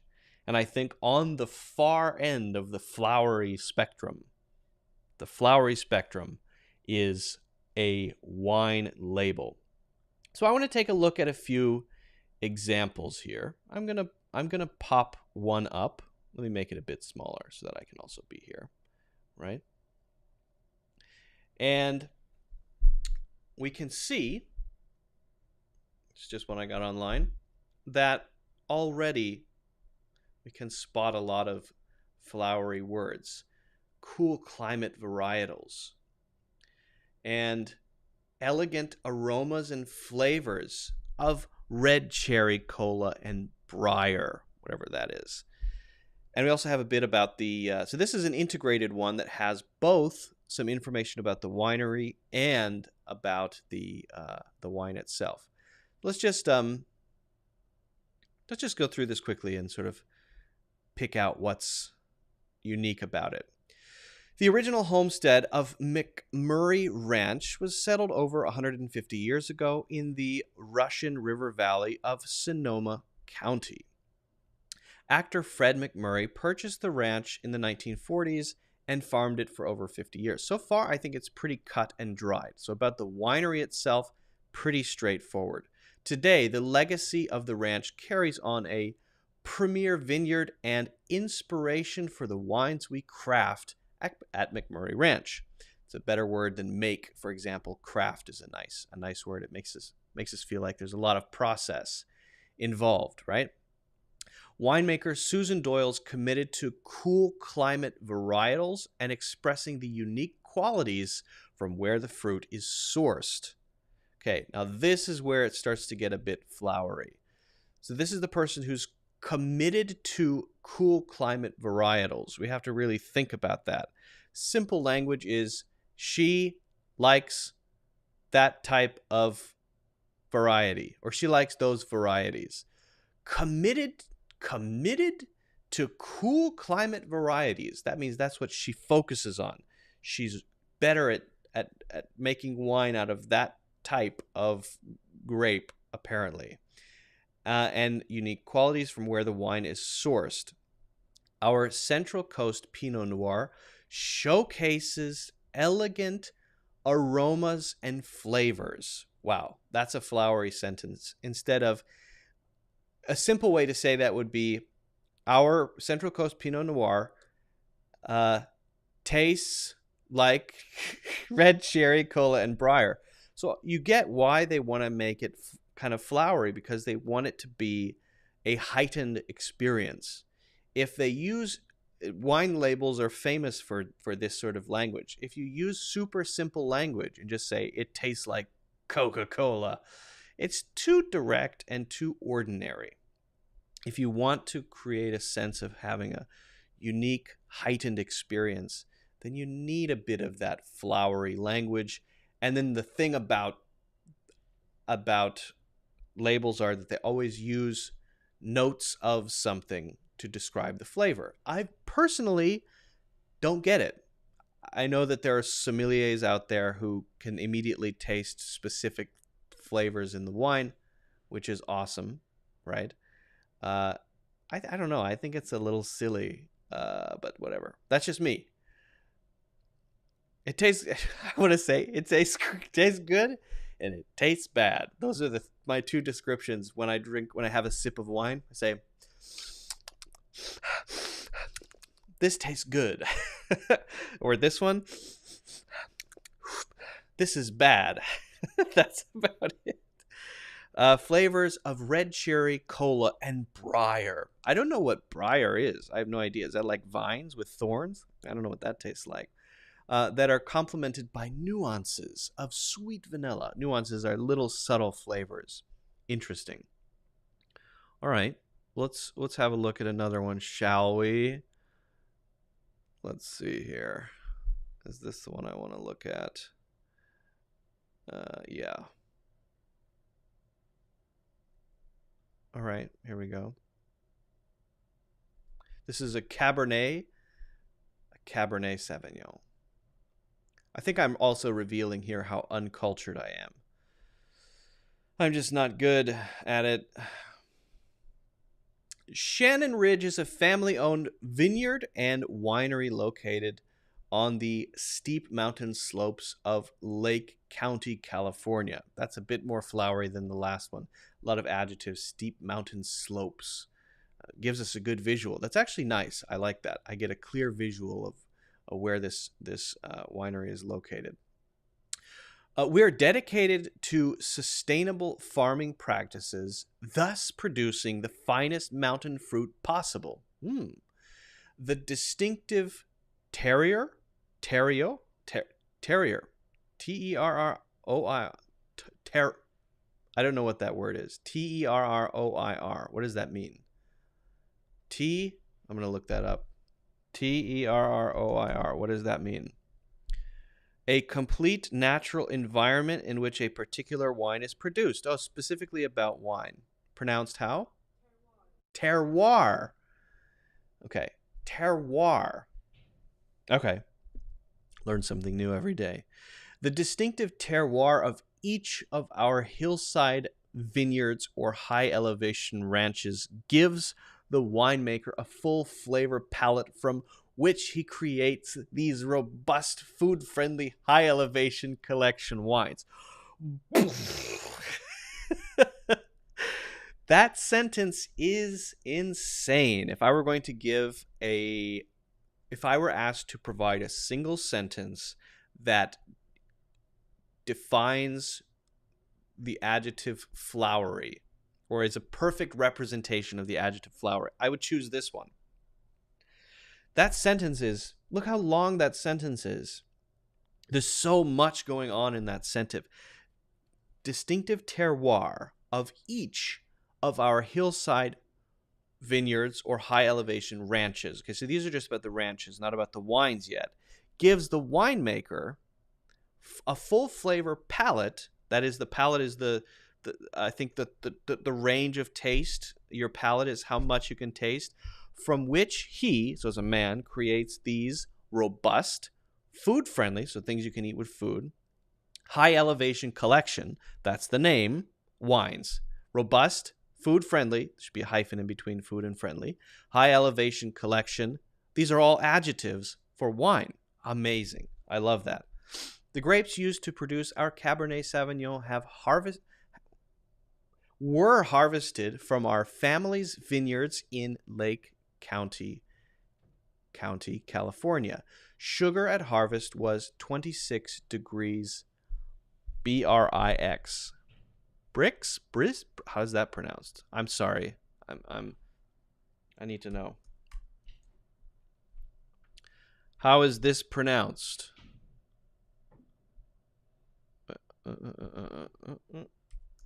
I need to know. I must know. Oh, it doesn't give me a pronunciation.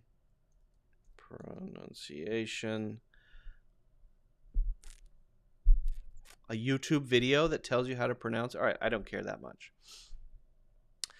The grapes were put through an early press with a slow extraction of color and tannins from the skins. So the tannins come from the skins of the wine, or skins of the grapes, not the wine.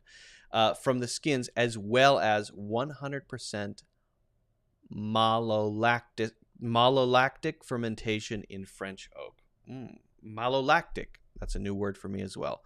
Very fancy sounding. Interesting. I just love that sentence. The distinctive terroir of each of our hillside vineyards or high elevation ranches gives the winemaker a full flavor palette from which he creates these robust, food-friendly, high elevation wines.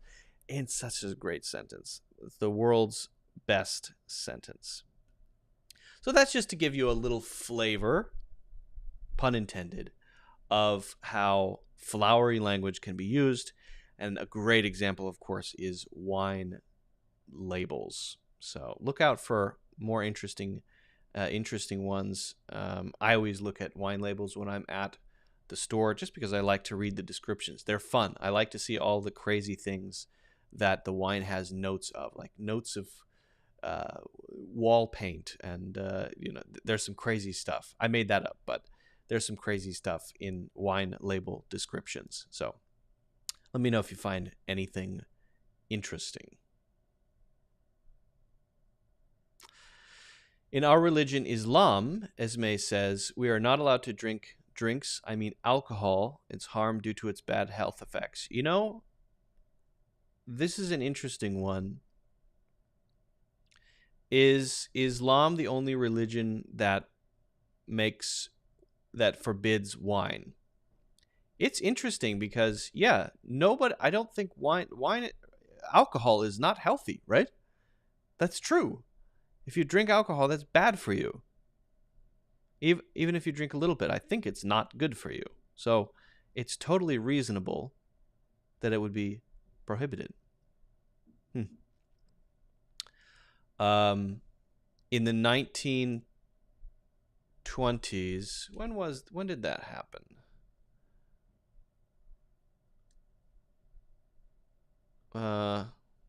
Prohibition.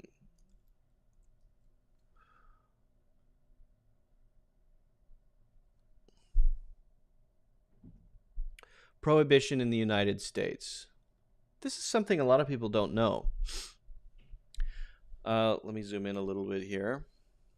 Prohibition in the United States was a nationwide constitutional ban on the production, importation, transportation, and sale of alcoholic beverages from 1920 to 1933.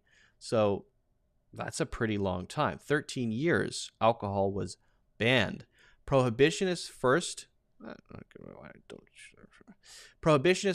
attempted to end the trade in alcoholic drinks during the 19th century. By the way, this was also religious-led. It was a Christian movement, a movement led by Christians in the 19-teens up to the 1920s.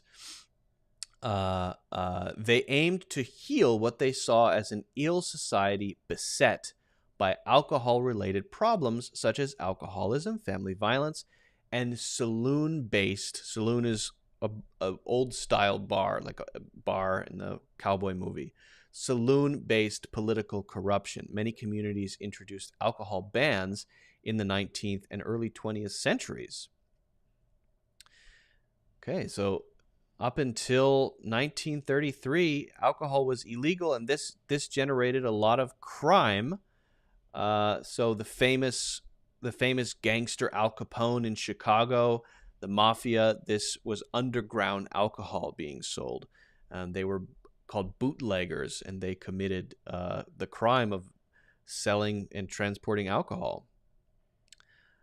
There was no uniform national statistics. There were no uniform national statistics gathered about crime prior to 1930. It has been argued that organized crime received a major boost from Prohibition. I mean, organized crime grew.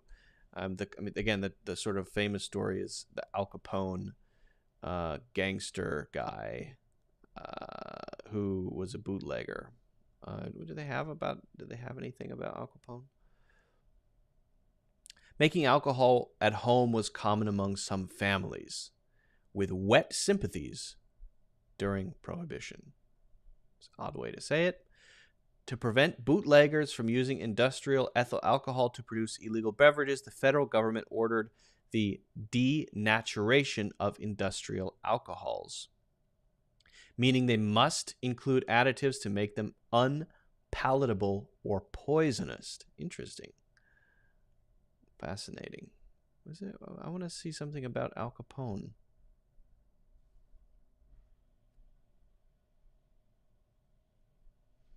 Why don't they have anything about him? How could you not in an article about this? That's the first thing that comes to mind when I see this. Anyway, yeah, so that happened in the United States. And even now, many places will not allow alcohol to be sold on Sunday, which is the day that people go to church or worship God on Sunday, so alcohol can't be sold. And for example, I'm from Ohio. I believe it's a state law in Ohio that alcohol can't be sold on Sunday. Pretty interesting. All right, guys, I think we're going to call it a day for today. I'm going to grab some food. I think I haven't eaten yet. Thank you all for joining. I really appreciate it. Let me know what topics you'd like me to cover in the future. You can put those in the chat or in the comments afterward. Feel free to share this if you enjoyed it. Also, you can, again, subscribe if you haven't done so. Hitting the like button helps a lot. So hit the like button. That would be great. And if you want to get serious about your English, check out my full courses in the links in the description. If you become a yearly member on my website, you can get a one-on-one level check with me. Plus, you can get added to an English WhatsApp community, which is a great way to practice on a daily basis. And it comes with full access to all of my courses. So check those out. It's actually a really good deal. if you want to, and if you're ready to really start working on your English. And I hope to see you all next Wednesday. Next Wednesday, we're going to be doing a class, hopefully starting with a one-to-one class or a group class like we've been doing the last couple of weeks. So thanks again. Have a great weekend, and I'll see you next time.